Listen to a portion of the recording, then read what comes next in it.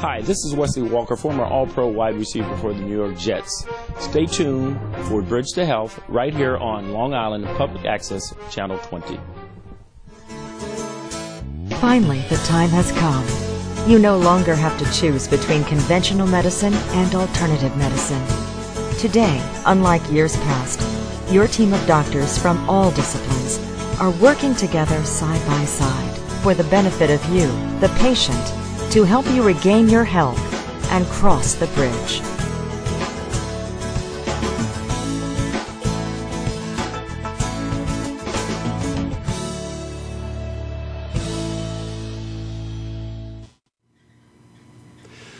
Hi again, welcome back to the Bridge to Health. My name is Dr. Tom Dow. Usually, each week I have a guest from a different healthcare discipline, which we talk about what their role is within our team of healthcare providers to give you, the patient, the best possible care. However, this week we're going to deviate from that format a bit, and we're going to talk about something that we treat a lot in our practice, which is called soft tissue injury. Many people who are involved in car accidents, they're rear-ended, they think they have minimal impact, there's minimal damage to the vehicle. So everyone tells them, you can't really be hurt, your car really isn't that banged up.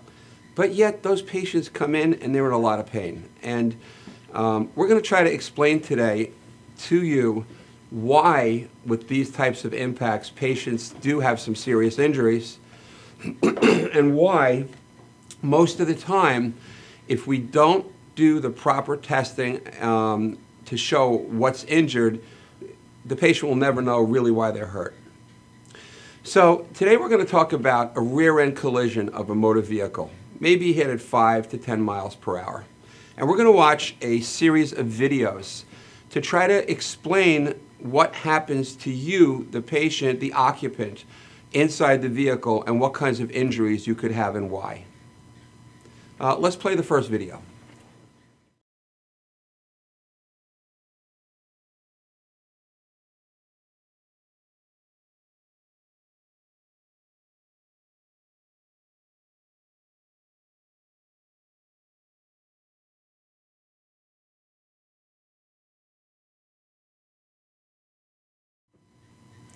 Stop. Okay, so as you can see from the first group of slides, with fractures, broken bones, herniated discs, we have tests such as X-ray, MRI, and things to vividly document these and show these so we know how to treat the patient. But when ligaments are torn, muscles are stretched, we really, up until recently, have not had the tools necessary in order to show those structures which were injured. Let's see the video again.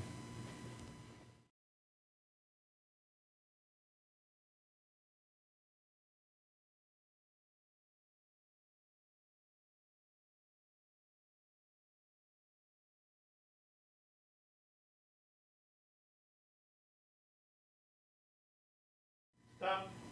Okay, so that was just an example of what happens to an occupant in a vehicle when the occupant is rear-ended. As you can see, the first thing that happens is the vehicle is pushed forward underneath the patient, and then the patient actually goes up the seat, back, and his neck whips back, and then forward. Let's see that video again.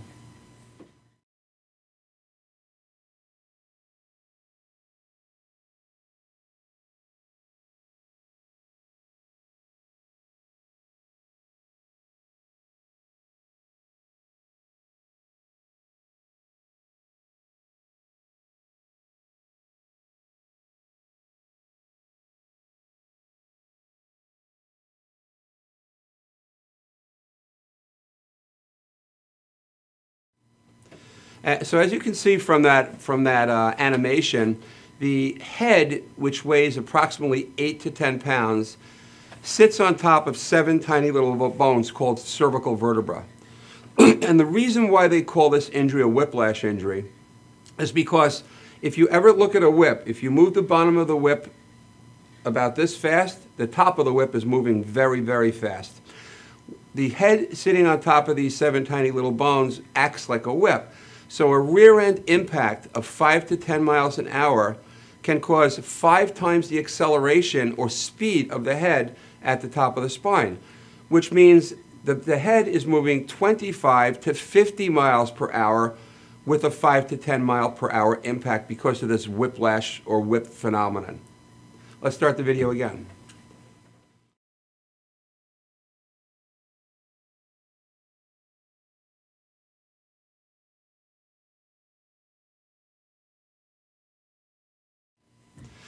So what we just witnessed now was a type of collision. With accident reconstruction and collisions, there are basically 2 types. There are plastic collisions, which you just saw, and elastic collisions.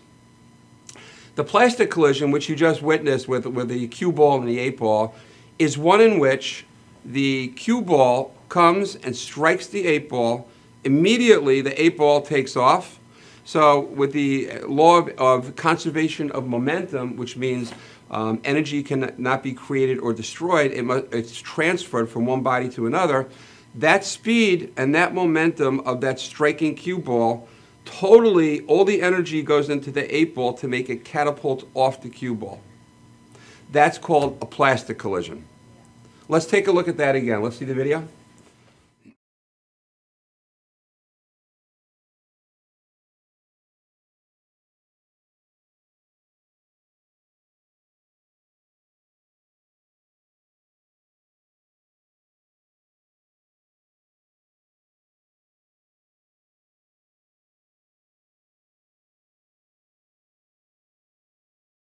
Video. Okay, so again, the first type of collision is called an elastic collision, where the cue ball shoots off the 8 ball. The second type of collision is a plastic collision, which you just saw, in which the cue ball actually crushes and dents what it goes into, causing the 8 ball not to move too much because all the energy is transferred into the object which is struck. Now, let's just play that one more time, please.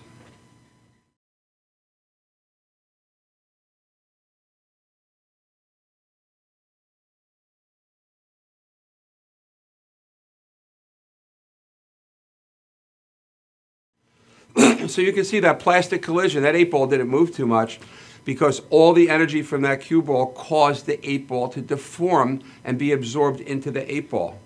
So, imagine yourself sitting on a highway at a red light and it's snowy out. You're sitting on ice and all of a sudden a vehicle comes, strikes you from behind, you've got your foot in the brake, brake does no good because you're sitting on ice, and your vehicle is catapulted right off that other vehicle.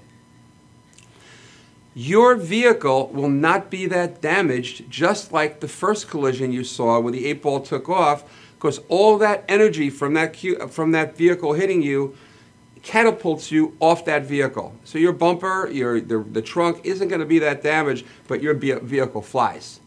What happens to you inside that vehicle is the most important thing. So if I'm sitting in that vehicle and all of a sudden somebody hits me from behind and my vehicle flies, my vehicle is pushed out from under me, I'm thrown back against the headrest, my neck whips back and then whips forward, and I'll have very little damage to my vehicle. Conversely, if you have a vehicle and you're cemented into the ground with your wheels, you can't move if you get hit from behind, and all of a sudden, bang, you get hit from behind, if your vehicle doesn't move, the whole back of your vehicle is going to get crumpled. They actually make in the back of vehicles crumple zones, which are designed to absorb this energy and intentionally crumple so your vehicle doesn't move that far and you don't get hurt.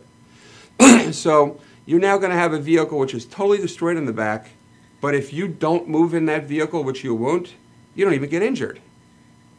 So the misconception of vehicle damage is equivalent to occupant injury is a myth.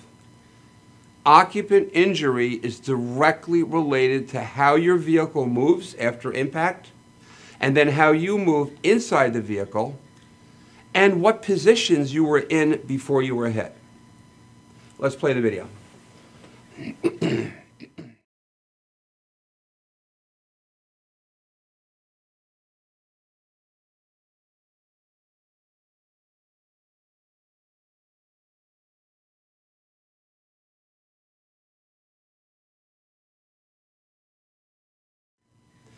Okay, what you just witnessed there was it matters what type of vehicle hits you from behind. The greater the mass of the vehicle that hits you, momentum is equal to mass times velocity. So the amount of momentum that is absorbed or goes into you depends upon the mass of the vehicle and the velocity at which that vehicle is traveling.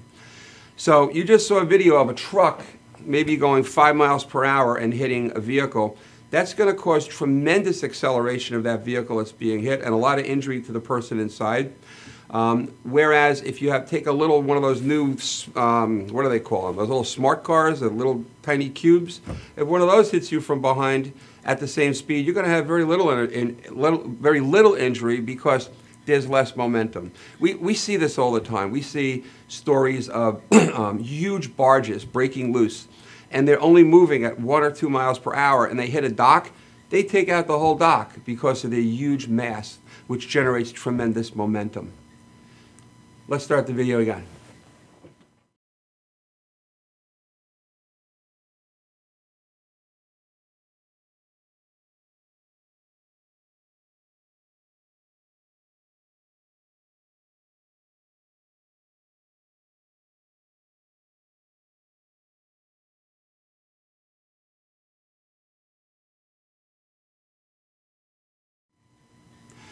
What you just witnessed was what happens to somebody, again, when they get rear-ended with the seatbelt system, which is in every car in the United States. It's called the three-point harness system. The three-point harness system is a belt which comes across, you buckle it here, and the strap comes across the front. So the 3 points which are restrained from movement are both sides of your hips and your left shoulder. So when you get rear-ended, the first thing that happens is, again, you go back because the car is pushed out from under you, and then you come forward. This shoulder is restrained, and the whole upper body twists as it comes forward. Let's see that video again.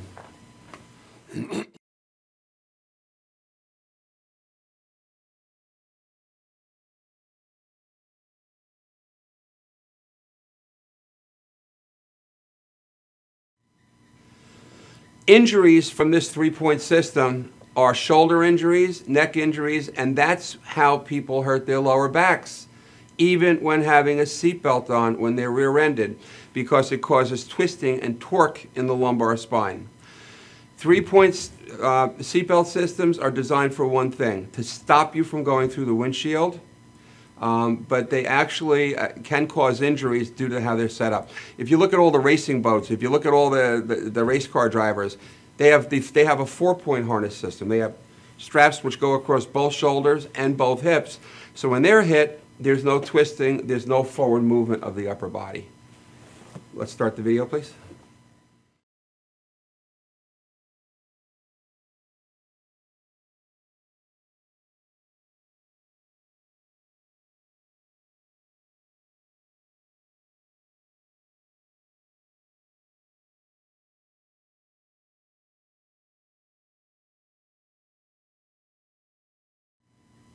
What you just witnessed was another factor which determines how injured somebody's body becomes, and that is the position of your seat headrest. I know it's cool these days. You'll see the kids driving down the street and the seats are all the way back like this and they're driving like this. But what actually happens is the greater the distance from your head to that headrest, the greater the injury to your neck, because now your neck has more time to move backward and it moves a greater distance. Let's see the video again.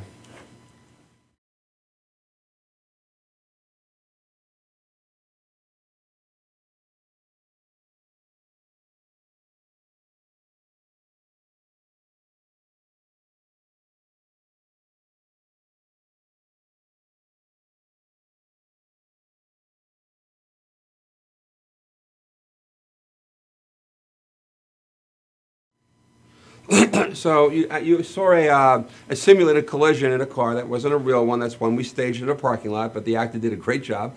And then you saw an animation. And what you should have just noticed, and this is another phenomenon that happens, is a phenomenon called ramping. Ramping means as soon as you're hit from behind, as that vehicle is pushed out from under you, your whole body from your buttocks up actually rises up the seat. So if that headrest is adjusted here in your car, right at the base of your skull, by the time you go up the seat, that headrest is in behind your neck, and it acts like a karate chop behind the back of your neck. So the optimal position for you to put your headrest in your car is not here behind your neck, but up right here at the top of your, about 4 inches from the top of your head. So by the time you ramp up that seat, that headrest is behind your head and not acting like a karate chop that's going to further injure your neck. Let's start the video again, please.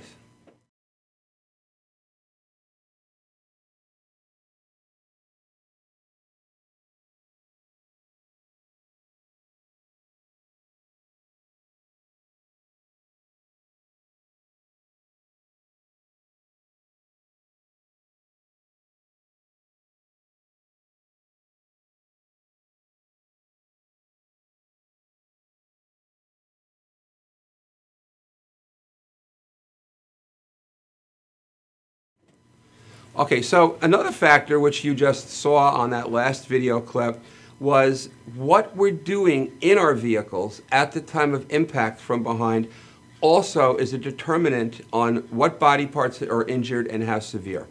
So, as you just saw, the woman in the car changing the radio station, she turned her neck to the right, she leaned forward, remember, away from the headrest. And so now she's way far away from that headrest. Her neck is turned to the right. When she gets hit, she's going to fly back with her neck turned, and she'll injure the left part of her neck, where if her head is straight, she wouldn't have done that. A lot of times, people will be reaching back to get their kids quieted down. Other times, you'll drop something on the floor. Other times, somebody will be putting makeup on in a mirror when they're rear-ended. So when we see a new patient in the office and we do a careful history, these are the types of questions we ask them about the dynamics of their accident, what they were doing, was their foot on the brake, was their foot off the brake, what they were doing at the time the impact occurred, because that better helps us understand what the possible injuries might be and where we should focus in and look. Let's start the video again, please.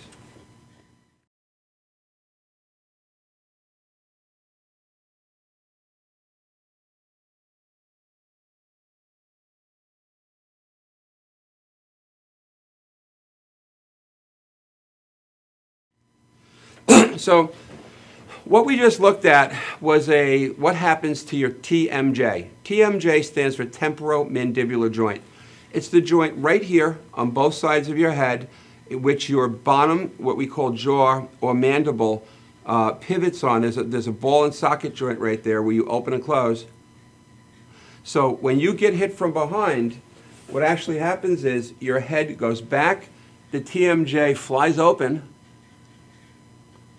and then it comes forward and it snaps shut very quickly. This can cause rear-end injuries like this. Rear-end impacts can cause injury and often do to the temporomandibular joint. And temporomandibular joint is the second highly nerve innervated joint in the body, which means there's only one other joint which has more nerves near it than the TMJ. So a lot of different things can happen with TMJ injuries, such as headaches, dizziness, neck pain, lightheadedness. So again, this is something that we routinely check after rear-end collisions. Start the video.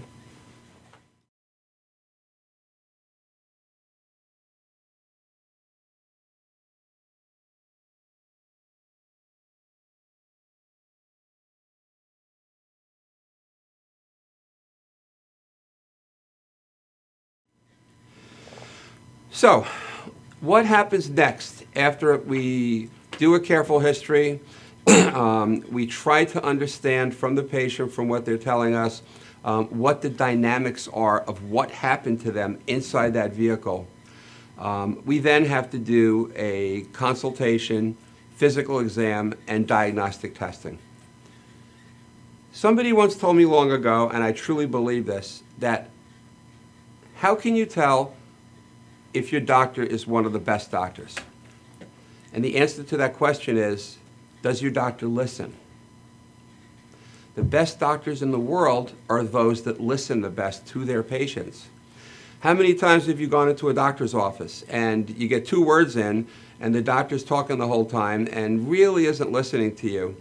If the doctor listens and asks, and more importantly than listening, asks the right questions and listens to your answers, by the time he's done with your consultation, he's almost got the problem figured out already, even before he examines you. Because listening and understanding these dynamics is vital to knowledge you must have before you start examining a patient and starting to look at different things. It helps you focus on the hot spots. So after a careful consultation, we then do a very, very thorough, what we call post-traumatic examination. In this post-trauma examination, it is a complete orthopedic examination, complete neurological examination, complete chiropractic examination, and that exam takes a long time and it's very, very focused. And the main goal of that exam, number 1, is to determine if you're in the right place for us to help you.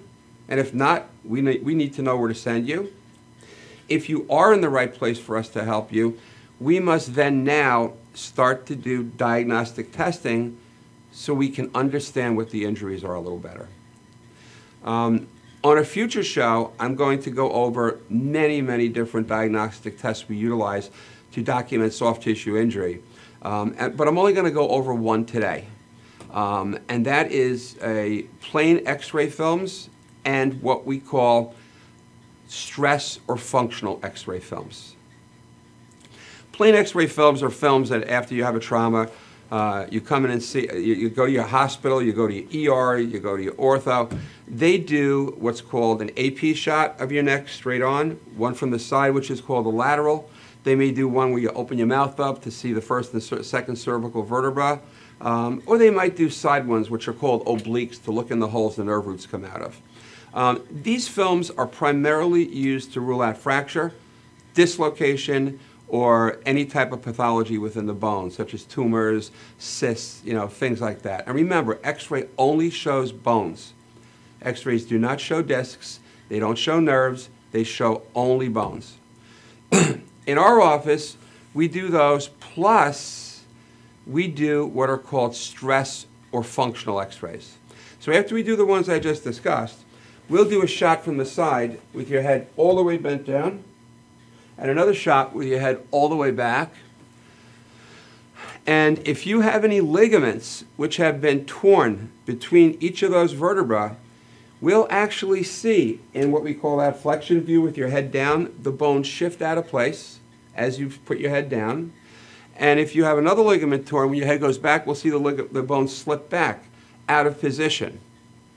It's vital to know what ligamentous structures are weak and unstable, because that's the last thing we would want to manipulate or put any treatment into. We need those ligaments.